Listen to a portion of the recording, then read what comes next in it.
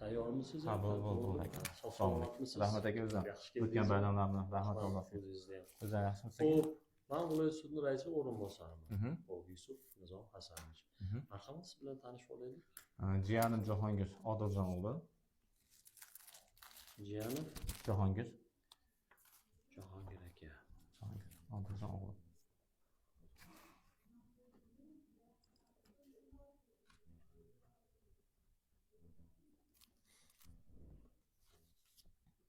Marhamat, eshitamiz. Jahongir. Hozir qanday bu yerda suhbat bo'lyapti? Qanday Demak, xalq qabulxonasida sayyor qabul bo'lyapti. Siz o'zingiz tanishtirsangiz, sud sohasida keldingizmi qabulga? sud holatida keldi. Men jismoniy va yuridik shaxslar murojaat to'g'risidagi qonunga asosan qabul kunlariga viloyat sudida ilingan. Rais o'zini qabul kuni 3 haftadan beri kutyapman. Birinchi hafta yig'ilishda bo'lib qoldi. Ikkinchi hafta endi bayram arafasi bo'lib qoldi. Endi 3-hafta men bugun bordim.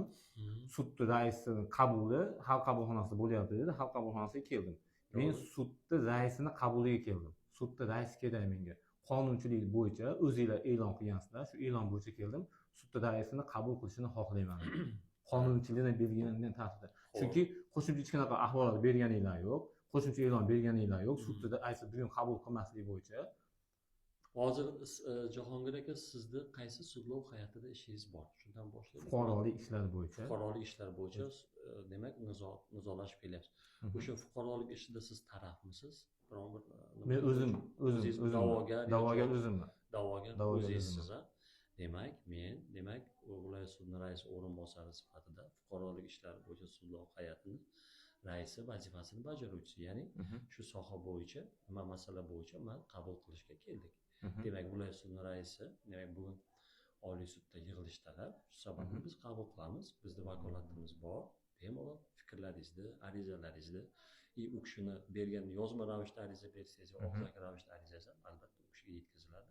Bu bo'yicha qonuniy masalalarni ko'rib Nima uchun e'lon berilmadi? Rais bugun qabul qilmasligi bo'yicha. Mana biz qabul qilyapmiz. Yo'q, menga rais kerak. Chunki tartib bo'yicha xizmat safariga ketganlar. Yo'q, bu e'lon bermadinglar hech qayerda. Uning uchun bo'lmasam uzr so'raymiz. Chunki nariyoqqa borganimda viloyat orinaga bordim, binolarga borsam, xalq qabulxonasida qabul qilyapti dedi. Xalq qabulxonasiga keldik, hamma guvoh, shu yerda intervyu ham qildik. Bu yerda bo'lmayapti, bu yerda bizning xabarimiz yo'q dedi. Men qaytib ketmoqchi edim. Yo'q, biz shu yerdamiz, ertalabdan beri shu Yo'q, yerdamiz. siz keyin kirib keldingiz. Men o'z ko'zim bilan ko'rdim. Keyin kirib keldingiz. Xodimlarimiz shu yerda. Yo'q, xodimlar shu yerda bo'lishi mumkin, lekin xalq qabulxonasi binosini mas'ullari bizning xabarimiz yo'q bu yerda. Bunaqa sud bo'lmaydi. Bizga hech kim e'lon bermagan deb aytdi bu narsani. O'zini og'zi bilan. Guvohlar bor. Qabulxonasining vakillari agar sizga shu javob bergan bo'lsa, men ular uchun uzr so'rayman. Marhamat, sizni tinglaymiz, eshitamiz. Nima masalangiz bo'yicha bo'lsa, birinchi tinglaylik. Hozir rais yo'q demak. U kishi xizmat safaridami? Hech qayerda e'lon bermadinglar bu bo'yicha. Uzr so'raymiz bu bo'yicha. Xo'p, rahmat. Xo'p. Meni bitta masalam, meni kambag'allik qisqartirish vazirligi bilan sudlashyapti. Shu sudimni boshqa viloyatga ko'chirib berishinglar so'rayman. Boshqa ishni boshqa viloyat sudiga o'tkazish bo'yicha iltimosnoma. Iltimosnoma taqdim qilaman. Hozir ishingiz, hurmatli Jahongir Odiljon o'g'li, qaysi instant taftish tartibida shikoyatingiz ko'rilyapti? Taftishga ko'rilib bo'ldi sizlarda. Bizda ko'rilib bo'ldi taftishda. Apellyatsiyada ko'rildi. Yo'q. Ha, bilib oling, shoshib. Sudining nima? Apellyatsiya ko'rilib bo'ldi. Apellyatsiya ko'rilib bo'ldi, taftishga bermoqchiman dedi. Taftishni endi boshqa viloyatga ko'chirmoqchiman. Shu bo'yicha keldingiz. Ha, shu bo'yicha keldim. Xo'p. Hali shikoyat yozmadingiz-a? Shikoyat yozdim, endi boshqa shikoyatim ham mana. Yo'q, taftish tartibida shikoyat hali bermadingiz, birinchi instansiya sudiga rasmiylashtirilmadimi? Rasmiylashtirildi. Bugun bermoqchi edim rais o'ziga. Mana endi uni devonxonaga bersangiz yaxshi bo'lardi, chunki tartibi bor-ku, mana bu. Qo'sh darajati, davlat boji to'lanishi kerak yoki taraflarga yuborilishi kerak masalasi ham bor. Hammasi bormi hujjat? Hammasi bor. Endi nima uchun aynan ko'chirmoqchiman boshqa organlarga? Xo'p. Misolini aytmoqchiman. Xo'p.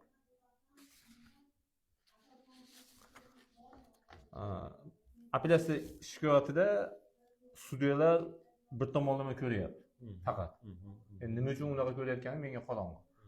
vazirlik o'zi ham tan olyapti. Video syomkalar bor. Haqiqatda xato qildik deyapti. Biz haqiqatda xato qildik deb tan olyapti o'zlari, lekin sudga qaramayapti. Nima uchun? Birinchisi, bizni mehnat shartnomamizda kamarni qisqartirish vazirligi bilan direktor o'rinbosariga mehnat shartnomamiz bor. Lekin sudyalar sen u yerda direktor bo'lgansan degan vazir keldiryapti. Nima uchunki, mehnat shartnomasida direktor o'rinbosari deb qabul qilyapti. Buyruq chiqayapti-da. Buyruq chiqayotgan paytda birinchi rahbarning imzo qo'yish vakolati berilsin deyapti. Birinchi imzo. Qonunchilik bo'yicha qo'shimcha ish yuklatiladigan bo'lsa, o'z-o'zidan menga qo'shimcha mablag' to'lash kerak. Lekin to'lanmayapti. Mehnat kodeksida yozib qo'yilyapti. Agar qo'shimcha ish yuklatiladigan bo'lsa, qo'shimcha mablag' to'lash kerak deyapti. Lekin hech qanaqa to'lanmayapti. O'z-o'zidan bu qonun buzilishi. Ikkinchisi, ichki mehnat tartib qoidamizni bir marta qo'pol ravishda buzilishi 36-bandda yozib qo'yilgan. Katta qilib yozib qo'yilgan. 36-bandda bir marta qo'pol ravishda. Vazirlik asos qilyapti-da, bir marta qo'pol ravishda buzildi deb 5-band ichki mehnat tartib qoidasining 5-bandi deb yozyapti. 5-bandi ichki mehnat tartib qoidamizda ishga qabul qilishni rad etish. Lekin ular aytayapti, sudyalar aytayaptiki, band bilan bo'limda ajratib qo'yapti. Xato qilib yozgan. Bu jiddiy kamchilikka olib kelmaydi bu deyapti. Nimaga jiddiy kamchilikka olib kelmaydi? Men ishdan bo'shatilyapman ularning aybi bilan. U sud qarorida ham xuddi shu narsani yozyapti. 5-band bilan 5-bo'lim hech narsa anglatmaydi. Bu yerda 5-band, 5-bo'lim demayapti. 5-bo'lim demayapti. 36-bandida bir marta qo'pol ravish deyilyapti. Uchinchidan, birinchi instansiyada fuqarolik ishlar bo'yicha Andijon tumanlar sudi ko'rayotganda javobgar tomonidan 5 ta odam hech qanaqa ishonchnomasiz qatnashyapti sudda. Hech qanaqa ishonchnoma yo'q. Hujjatlarda yo'q, birontasida. Lekin ularni hamma vajlar keldi deyapti-da, ularning iltimosnomalarini qabul qilyapti. Bu protsessual kodeksning qo'pol ravishda buzilishi. Buni hammamiz bilamiz. Bironta hujjatda ishonchnoma yo'q. U o'zi ham ko'rdi, u yerda ham aytib berdi, haqiqatda ishonchnoma yo'q ekan deb. Avvaliy sudda ishtirok etgan advokat kelib gapiryapti ham. Uni advokatizmi? Yo'q, men advokatim emas. Ularni advokati. Ikkinchi tomonda. Sizga ishonchnomangiz yo'q ekan, shuning uchun qabul qila olmaymiz sizni ishingizni deyapti. Vaholanki birinchi ishda ham u qatnashgan. Ish hujjatlarini ham ko'rib chiqdi, mana sizning ishonchnomangiz yo'q ekan deb sudda o'zida aytdi. Buni video syomkalari ham bor. Shu yerda aytyapti, atmen qilib olyapti.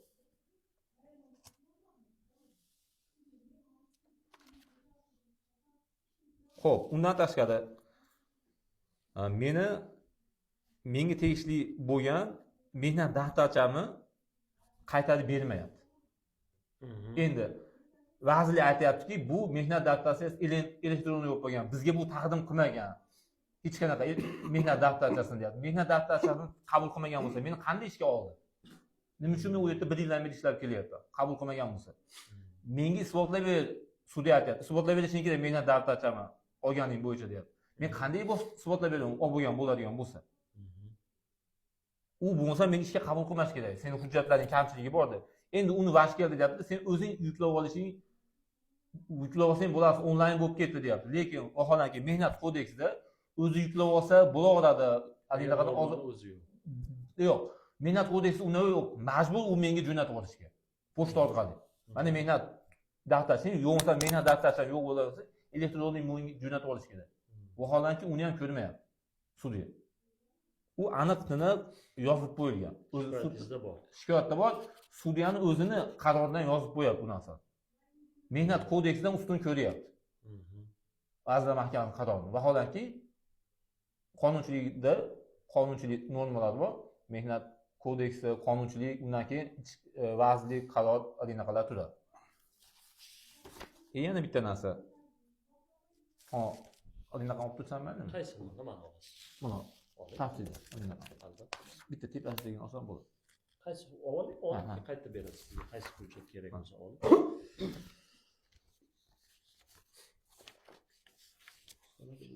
Legisi shikoyat berishda ilova qilinadigan hujjatlardan birdan tushuntirib olsak yaxshi bo'lardi. Bu darajada bo'lsa bo'ladi. Bo'ldimi? Ha. Yana davlat bojini Hop, shuni tushuntiraylik, ertaga sarson bo'ldi demas.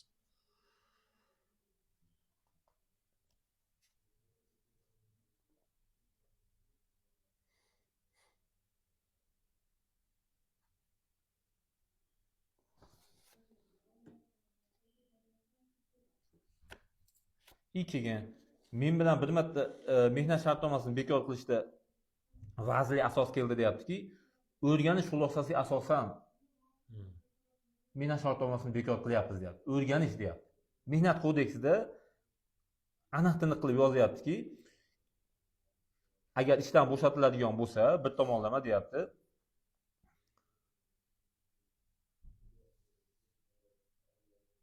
Xizmat tekshiruvi o'tkazish kerak deyapti. Xizmat tekshiruvi o'tkazilmagan. Ichki o'rganish ham xizmat tekshiruvi deb rasmiylashtirilmayapti hech qanaqasiga. O'rganishga asosan ayb kimda, kimda emasligini qilinmayapti. Bundan tashqari meni aybligim bo'yicha bironta sudni qarori yo'q. Hech qanaqa. Mana bo'shaganimga уже 7 oy, 8 oy bo'lyapti. Bironta hujjat keldi desholmayapti ular. Aynan menga tegishli bo'lgan bo'yicha ham. U tashkilotga tegishli bo'yicha ham hech qanaqa sud qarori yo'q. Mana kamomatlar aniqlandi, mana qo'pollik qoidalari buzildi deb turib. Faqat u yerda holat bilan qilyapti. Endi yana bitta asosiy modda, meni shaxsan hozirda ishsizligim hisobiga pul mablag'im yo'q advokat sotib olishga. Hech qanaqa. Lekin ijtimoiy tarmoqqa shunday yozganimdan keyin 3 ta advokat chiqdi. Bepul biz qatnashib beramiz. Ishni ko'rgandan keyin agar yutib chiqadigan bo'lsang, kompensatsiyadan berishim mumkin dedi. Advokatlar keldi. Sudyalar bosim qilib, advokatlar ishni tark etib ketdi. Advokatlar o'zi aytdi, sudyalar bosim qilyapti, Jahongir, biz ular bilan keyin ishlashimiz bor dedi. Shuning uchun sizni ishingizda qatnasha olmaymiz. deb turib, chiqqandan keyin uka uzr kechirasiz dedi. Sudyalar o'zlari bizga bosim qildi. Shuning uchun uzr kechirasiz. Bu ishda qatnashgan protsessdami dedingiz o'sha kuni? Proses dedim. Sudyaga nisbatan rad qilish to'g'risida ariza berdingizmi? Yo'q, berganim yo'q. Chunki ish boshlanib bo'ldi-da. Bitish ko'rilib bo'ldi. Ikkinchisidan kelishmadi. Keyingiz. Shuni asosiy e'tirozlarim shu. Shundan. Da. Hurmatli Jahongir Odiljonoğlu, fikrlaringiz tamommi yo sizda yana bir qo'shimchalaringiz bormi? Yo'q, hozircha shu. Hozircha shu. Demak, hurmatli fuqaro, demak ishingiz, demak Andijon viloyat sudi fuqarolik ishlari bo'yicha sudlov hay'at apellyatsiya instansiyasida ko'rilgan. Dastlab Andijon tumanlararo iqtisodiy Andijon tumanlararo fuqarolik ishlari bo'yicha demak 2025-18 dekabrda hal qilib qarori qabul qilingan. Xo'p, birinchi masala demak taftish tartibida shikoyat berish huquqingiz bor. Shikoyatingizni taqdim etdingiz. Demak taftish tartibida shikoyatingiz fuqarolik protsessual kodeksi normalari talabiga javob berish kerak. Endi o'zlaringiz nima qilmaslik uchun bu birinchi masala. Ikkinchi masala ishni boshqa sudga, boshqa viloyat sudiga o'tkazish masalasi. Demak, buni ham o'ziga yarasha tartibi bor kodekslarimizda, ya'ni bu O'zbekiston Respublikasi fuqarolik protsessual kodeksida bu Oliy sudning vakolatiga kiradi o'tkazish masalasi. Agar siz bizga iltimosnomangizni beraman desangiz, biz Oliy sudga tegishli tartibda yuboramiz. O'zingiz ham to'g'ridan-to'g'ri murojaat qilish huquqingiz borligi ham tushuntiriladi.